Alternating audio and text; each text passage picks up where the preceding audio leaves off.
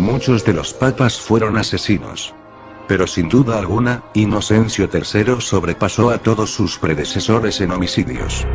Durante su reinado, Inocencio, el cual era todo menos inocente, hizo asesinar a más de 1 millón de supuestos herejes. Él promovió la más infame y diabólica acción en la historia de la humanidad: la Inquisición. Por espacio de más de 500 años, los papas usaron la Inquisición para poder mantener el poder. Solamente Dios sabe el número real de personas que fueron asesinadas al no estar de acuerdo con las enseñanzas de la Iglesia Católica Romana. El Papa Bonifacio VIII, otro de la negra lista medieval, practicó la brujería. Llamó mentiroso e hipócrita a Cristo. Profesó ser ateo. Negó la vida futura y fue un homicida y un pervertido sexual. Oficialmente, dijo lo siguiente: el darse placer a uno mismo, con mujeres o con niños, es tanto pecado como lo es el frotarse las manos. Y, aunque parezca imposible, él fue quien escribió la bula Unam Santum, en la cual declaró oficialmente que la Iglesia Católica es la única y verdadera Iglesia, fuera de la cual nadie puede salvarse. Fue este papa tan inmoral quien declaró oficialmente: nosotros afirmamos y declaramos definitivamente que es necesario para la salvación, que todo ser humano sea sujeto al pontífice de Roma. Fue durante el reinado de este papa, cuando Dante visitó Roma. Describió el Vaticano como el alcantarillado de la corrupción, y puso a Bonifacio, junto con los papas Nicolás III y Clemente V, en las profundidades del infierno. Durante el período de 1305 a 1377, el palacio papal estuvo situado en Aviñón, Francia. Durante esta época, Petrarca declaró que dicho establecimiento papal era un lugar de violación, adulterio y toda clase de fornicación. Y debido a que los papas eran tan inmorales, no debemos sorprendernos de que los sacerdotes no fueran mejor que ellos. Como consecuencia, en muchas parroquias los feligreses insistían en que los sacerdotes tuvieran concubinas, como protección para sus propias familias. Cualquier semejanza con la actualidad no es mera coincidencia. Uno de estos papas, Juan XXII, compareció ante el concilio para dar cuenta de su conducta. Fue acusado por 37 testigos, obispos y sacerdotes en su mayoría, de fornicación, adulterio, incesto, sodomía, hurto y homicidio. Y se probó con una legión de testigos que había seducido y violado 300 monjas.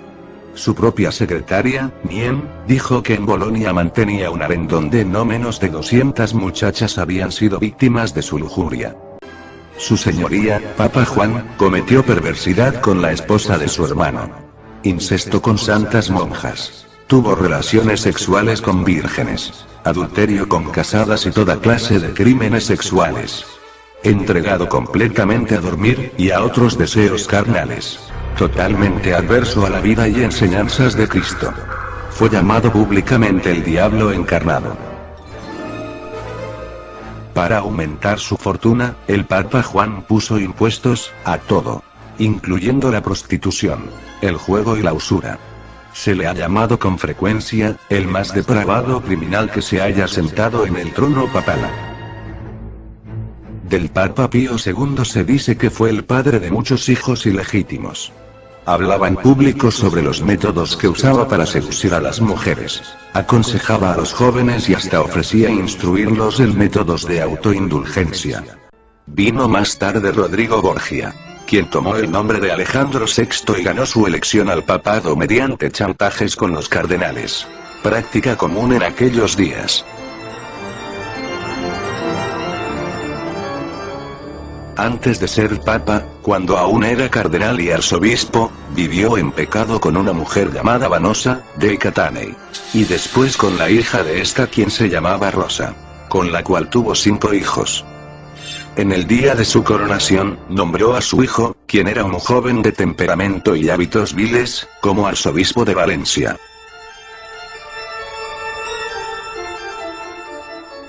Vivió en incesto público, con sus 2 hermanas y con su propia hija y era el padre y amante de su hija Lucrecia.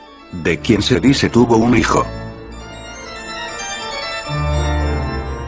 El 31 de octubre de 1501, realizó una orgía sexual en el Vaticano, que no ha tenido parangón alguno en los anales históricos de la humanidad.